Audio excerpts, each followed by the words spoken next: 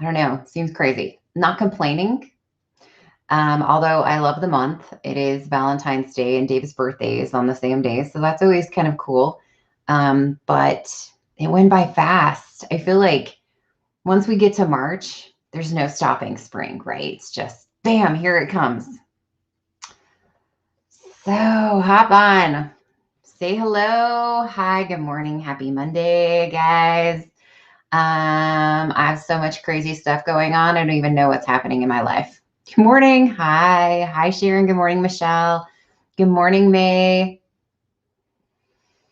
So honestly, I just have so much happening. Little recap. On Thursday, I got notified that my childcare provider had tested. No, she was sick. Thursday, I got notified that she was sick and she was going in for a COVID test. So I told my company, I came home, I started quarantining, went and got my kiddo from school and started, quarantining family just to be on the safe side. And then the next morning, she messaged that she had tested positive for COVID. So, basically, my little boy is at her house half the day. So, so we're in full blown quarantine. A little stressful for the mama because I have kids in school. And this week is my 17-year-old's last day of the semester. So, this is seriously me. Dear Lord, please help the teachers to understand the struggles of the mom and that I really need my 17-year-old to pass his classes. He does really well when he goes to physical school, but when he does stuff online, not so much. Hi, Lisa. So I'm really just, I just really need him to pass. So speaking of passing classes, well, so that's the first thing, right? So we're quarantined with COVID. Then Sunday night, no, Amy, I don't even know what day it is, right? I'm getting so discombobulated because of not being in my normal thing. Friday night, Saturday night, I don't know, one of those nights. I got a text message from my mom and it said, "Are you awake?" So first of all, she normally doesn't care. Hello, Brayden. Normally she just doesn't care and she always texts me. Like I laugh because I swear my mom has an alarm on her clock that at like 10 minutes to 10, she sends a text.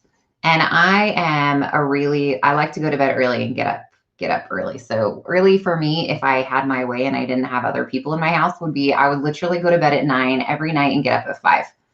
That's just how I roll. So when my mom texted me and said, "Are you awake?" I was like, why would you care if I was awake today? Because you don't care any other time when you text. But right, I knew something was coming. And so I told her yes. Then she said, "I'm going to call you." Right? Stomach goes down to your feet. Like, that it's coming. And so I was like, something's happened to someone in my family because my mom would not have called me otherwise. Okay. So she calls. I already know. She's like, tells me my grandmother passed away. I love my grandmother dearly. If there's anyone in my family that I could blame my spunky attitude on, it's absolutely her. And I always took that as a positive. In fact, I've been working with some clients and I'm like, take the things that you think are negative about yourself, just bring them down a little bit, right? It's okay to be spunky. You just got to have some boundaries with it so you don't try to kill people.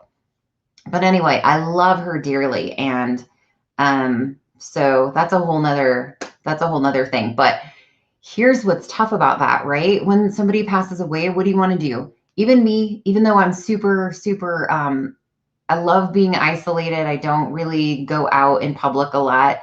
Even for me, with the passing of a family member, I crave the family just gathering, that whole thing. Well, guess who's quarantined with COVID, right? So I can't be around my mom. I can't be around any of my family members.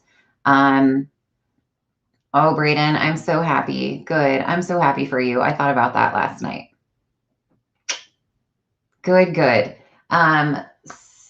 So it's been a little hard, right? I don't know what kind of services they're going to have, but I won't be able to physically go to everyone. Well, since Brayden's typing that, Braden's going to be a daddy. So congratulations, kiddo. I hope you have a girl too, but I know you want a boy. So this is what I really hope for you.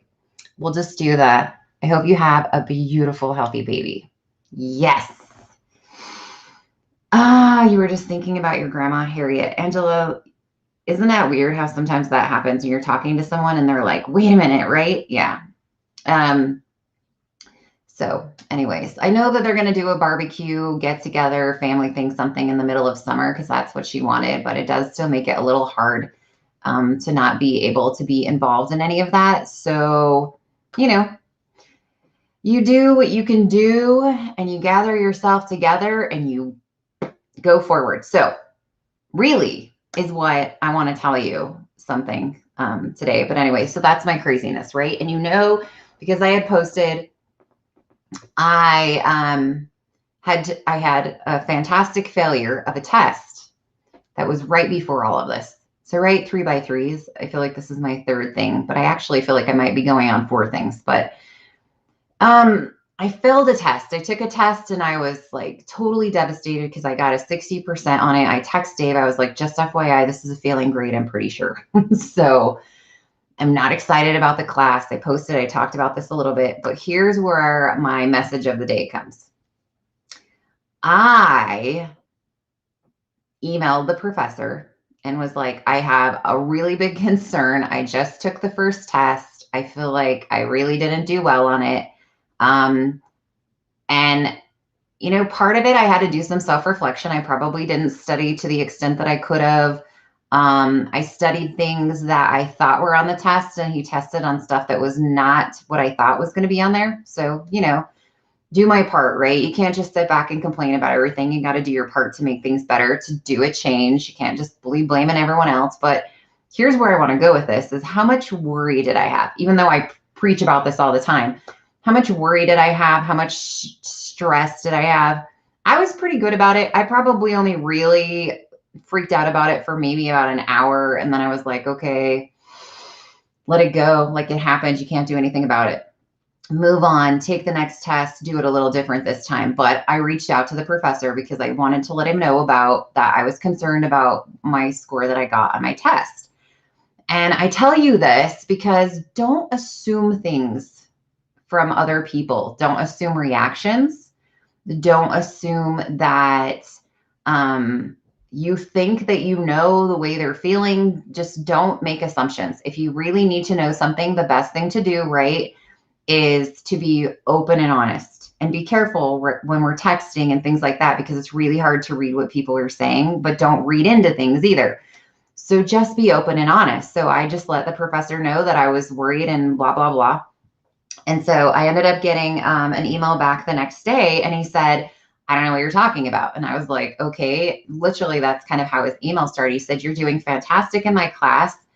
That's a great grade on the exam and lotta, lotta, lotta. And I was like, what is this guy talking about?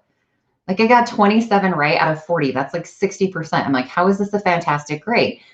And so once again, right, I had been assuming something and he came back or further down in the email, he said, I expect students in my class to score between 50 to 70% on this exam.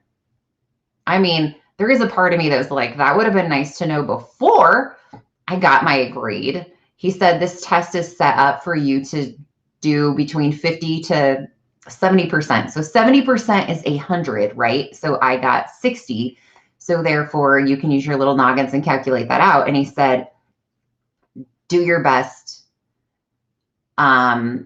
based on the curve of the class that I do. He's like, most people will get at least, no one will get less than a B is what he said. Well, I'm on a scholarship. And so that's one of the reasons that I was freaking out is I'm also in a graduate program, right? So I have to get a certain grade or I get kicked out of the graduate program and I have to get a certain grade or I lose my scholarship. And so, yeah, I was a little like, I can't just be, thinking, oh, I don't care because it's a financial thing too. So anyway, the moral of the story today is, first of all, the first part of my story, right? We're just going to call this because my grandma used to say this all the time. Life's a bitch and then you die. And that is my grandmother's saying. So I'm going to add to that. Life's a bitch, then you die. Yes, That's what she said, even at the end. And sometimes life hands you a shit show and you just have to understand and go with it, right? You can't sit and dwell on things that you don't have any control over. You can't sit and, waddle in the mud because things are happening to you. Woe is me, woe is me. So if I take all these situations, all this stuff that's going on with me, and bundle it up into a nice little gift, it's a lot of weight to carry right now, right? But instead, I'm choosing today to be happy. And I'm choosing today and you know what? I just even caught myself as I said that. As I said, I'm choosing today to be happy. Guess what popped up into my cognitive mind? Guilt. Why? Oh, it's not my grandma Peggy that passed. It's my other grandma. That guilt, right? How can you be happy if someone just passed away? How can you be happy, right? That's your cognitive mind. You have to shut it down. No, I'm happy in this moment. There's nothing I can do to change the situation. It does no good for me to be unhappy. See how that works though? Your little cognitive brain's like, oh, guilt. No. So you find the beautiful things. I find all the beautiful things about my grandmother. I tell myself as well, this is only a short period of time. I'm only in this, physical body for a super short period of time compared to everything else. And that I have a mission here to help other people. So focus on your purpose, focus on your passion, and don't focus on other things. And the last thing is, remember, if you have an issue going on with someone, just reach out and talk to them. Don't sit and muddle about it. Don't sit and freak out. Don't sit and cause yourself all this stress. Just reach out and say, hey, this is what's going on. And be kind. Be kind. Don't be defensive when you talk to people, right? Or you're going to get a defensive answer back. Okay. Sock of the day. So because I am quarantined and I'm working from this beautiful space of mine, I have to wear ankle socks when I go out, but when I'm home, I love to wear longer socks because they're more comfy. So are these not the freaking most adorable? Yeah, I'm wearing these. They're so soft, so cute. And they're full of sheep and love, and who doesn't love some sheep? Okie dokie. So if you share any of my stuff. Oh, I haven't found the socks. I know, I'm behind. That's because I have St. Patrick's Day socks hiding somewhere and I do not know where they are. So I need to find them. Share the love. I'll post them. If you're sharing videos, then you get entered to win the socks. If you have won socks, you need to know that I'm not currently shipping them. So I like to do 2 weeks together. My post office is not easy access for me. So I like to do 2 weeks together. So I haven't shipped your socks because obviously I just found out that I've been exposed to COVID and I don't want to send you anything. Okay.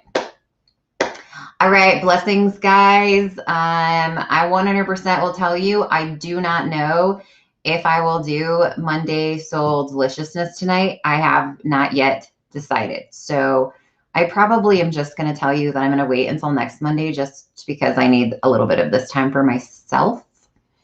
So let's do that. I'm not going to do Soul Deliciousness tonight. If I hop on live for a minute, it'll just be to say hi.